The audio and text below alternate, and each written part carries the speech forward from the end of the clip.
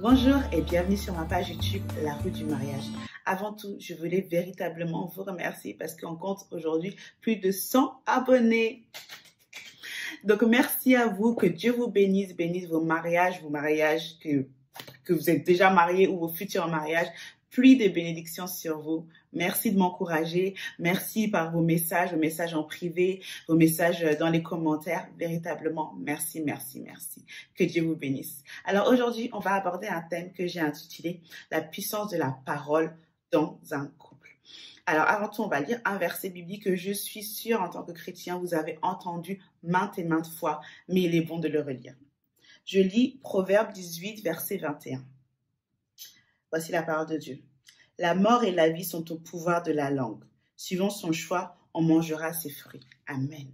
La mort et la vie sont au pouvoir de la langue. Je sais que tu as entendu cette parole dans ton église plusieurs fois avec l'importance de proclamer des bonnes choses dans ta vie, de proclamer ta prospérité, de proclamer ta guérison. Mais qu'en est-il de ton mariage?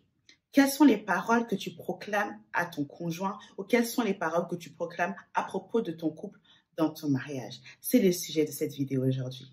On a conscience que notre mari, notre conjoint est notre allié sur cette terre et la personne avec laquelle on ne pourra pas s'en défaire, c'est notre mari, c'est notre femme, jusqu'à ce que la mort nous sépare. On ne divorce pas. Donc, effectivement, on veut passer cette durée sur cette terre de la manière la plus agréable, avec la personne la plus agréable, avec la personne qui nous correspond le plus.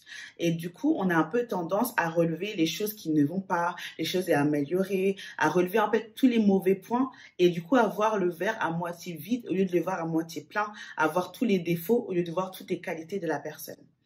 Et si on ne fait pas attention, si on manque de sagesse, si on manque de discernement, quand on va évoquer les petits points qui ne vont pas, on risque de blesser, d'heurter la personne. Ça peut être rabaissant et ça peut en fait nourrir un sentiment d'amertume ou d'aigreur en fait envers vous. Donc voilà, des choses comme « Oh, tu parles mal, tu ne sais pas t'exprimer en public, tu as grossi, après une grossesse, tu as pris 20 kilos mais tu vois pas que tu es grosse. » Déjà,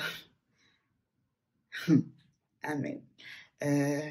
Mon frère, est-ce que tu as déjà accouché? Non. Donc, prends le temps de savoir parler à ta femme. Prends le temps de savoir avoir de la compassion, en fait, tout simplement. Parce que le mariage, c'est ça, et c'est exactement ça, avoir de la compassion. Amen. Car en effet, on entend trop de personnes qui sortent d'une relation amoureuse et qui se retrouvent détruites, qui manquent de confiance en soi, qui manquent de confiance en elles à cause des paroles qu'on a proclamées en leur égard, à cause des paroles de leur conjoint, de comment on les a traitées, comment on les paroles qui ont été dites en fait. Et dans nos couples chrétiens, cela ne doit pas se passer comme ça. Dans nos couples chrétiens, on doit véritablement avoir conscience qu'il y a une importance dans ce que nous disons. Donc oui, on a besoin de se corriger, on a besoin de s'étirer en fait, de faire en sorte que notre conjoint aille vers le haut, mais pas à n'importe quel prix, pas de n'importe quelle manière. Je dis souvent, si tu ne sais pas comment le dire avec amour, ne le dis pas.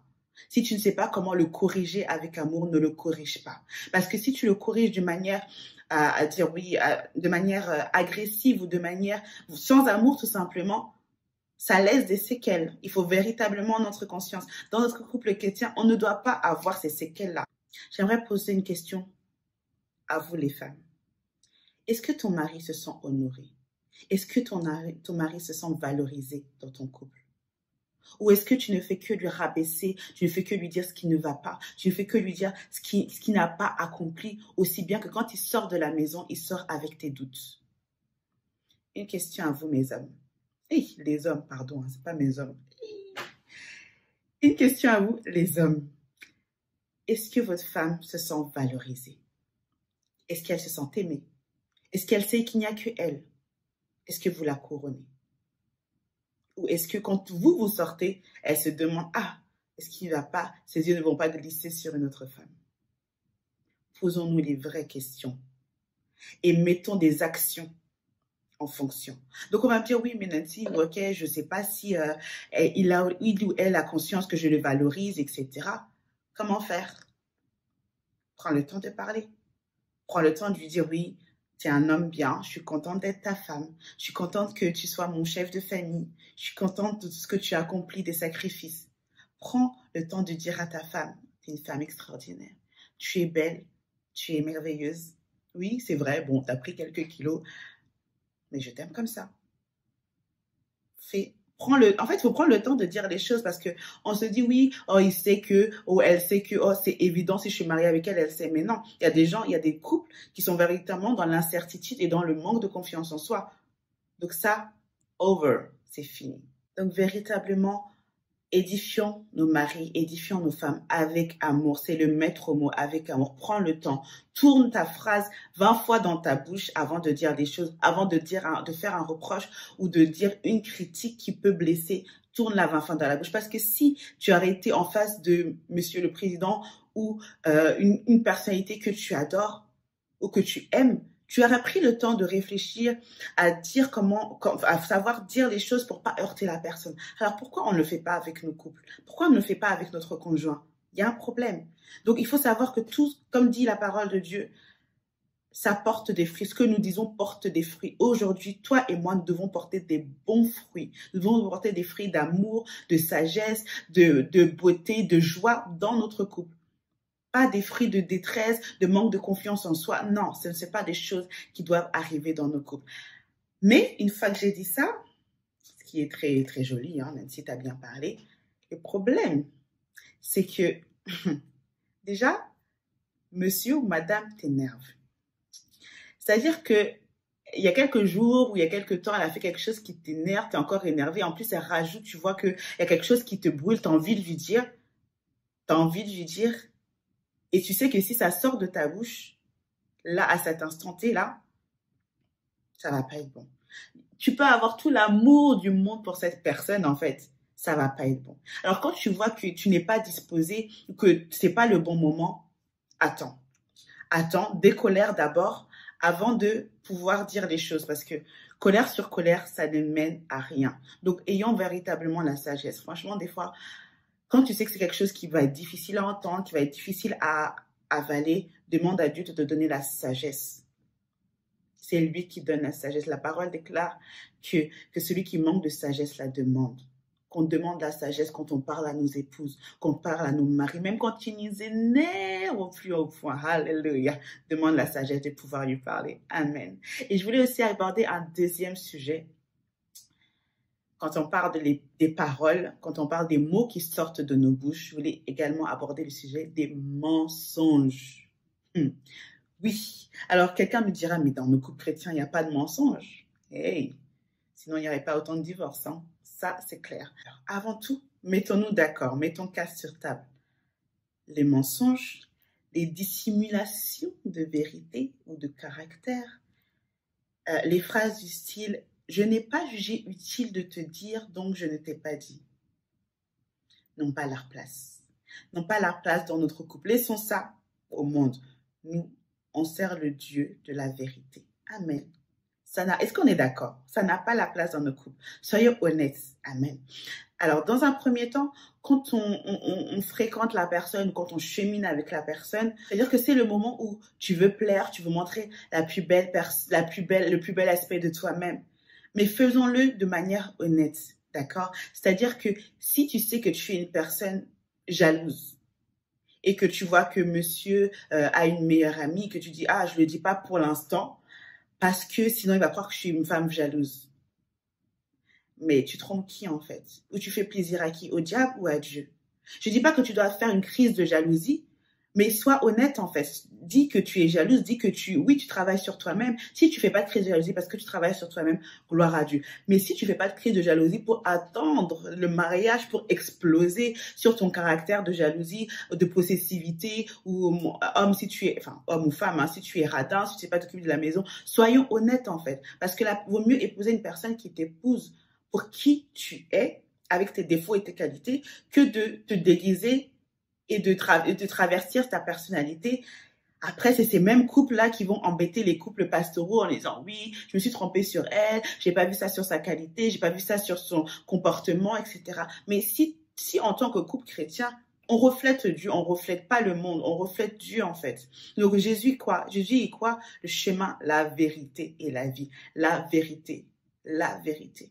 Soyons honnêtes en fait. Soyons honnêtes, partageons tout et soyons transparents. Que nos couples soient transparents, qu'il n'y ait pas « Ah, je savais pas qu'il était comme ça, il m'avait caché ça de sa personnalité, oh, je suis déçue de ça. » Parce qu'après, on retombe dans un cercle vicieux et la personne à qui tu as caché cet élément se sent trahis en fait, se sent trahis, se sent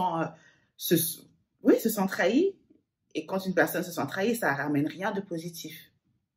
Et cela même dans les petites choses. C'est-à-dire que soyons honnêtes dans tout ce que nous disons en tant que mari, en tant que personne qui se fréquente et en tant que mari. Moi, j'ai une petite anecdote à vous partager. Quand on se fréquentait avec mon époux, donc moi, je suis quelqu'un, je suis assez... Enfin, je sais pas, quand il est venu me voir, je lui ai dit, OK, moi, je suis comme ça, comme ça, comme ça. Est-ce que tu suis? Donc, quand on parlait et tout, un jour, je lui ai posé la question, oui, est-ce que tu aimes la Saint-Valentin? Est-ce que tu fêtes la Saint-Valentin? Il me dit oui. Je fais OK. Donc, bon, avant le mariage, il faut savoir que mon mari a eu la merveilleuse idée d'être militaire. Donc, on n'a jamais eu l'occasion de fêter la Saint-Valentin parce qu'il n'était pas là. Donc, après le mariage, la première année, donc le 14 février, moi, j'arrive avec mon cadeau, toute contente, parce que c'est la première fois en plus qu'on fêtait véritablement la Saint-Valentin. Et je lui dis, bah voilà, je t'offre ce cadeau et tout. Après, il me dit, donc il reçoit son cadeau, il est content. Il me dit, ouais, mais moi, je ne fête pas la Saint-Valentin. J'ai dit quoi? Non, je ne fête pas la Saint-Valentin, c'est une fête commerciale. On n'a pas besoin d'un jour pour fêter, enfin, tout le blabla que ceux qui ne fêtent pas la Saint-Valentin, que je respecte, disent. Mais qui me sort ça après une fréquentation de 3 ans. OK. Donc, je lui dis, mais c'est pas ce que tu m'as dit? Il fait, ouais, mais toi-même, tu sais, au début des relations, on veut plaire à la personne. Donc, des fois, voilà. Et puis, il rigole, il s'en va. Je fais, hey, hey. Come here. Comment ça? Alors, je t'explique. Petit chou. On va fêter la Saint-Valentin. Et on va la fêter jusqu'à ce que la mort nous sépare. Parce que on s'est mis ensemble. Tu m'as dit que tu fêtais. Donc, on va fêter jusqu'à ce que la mort nous sépare. Donc là, je te laisse une semaine. Dans une semaine, jour pour jour, on fêtera la Saint-Valentin.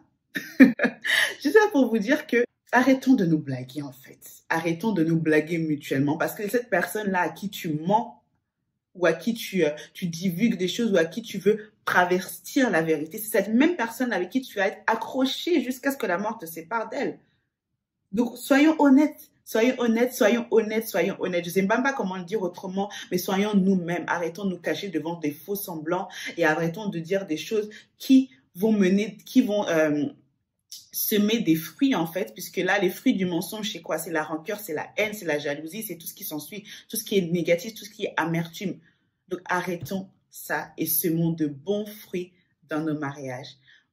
C'était tout pour cette vidéo. Que Dieu vous bénisse, Dieu bénisse vos mariages, Dieu bénisse vos foyers véritablement et que nos foyers portent des bons fruits. Amen.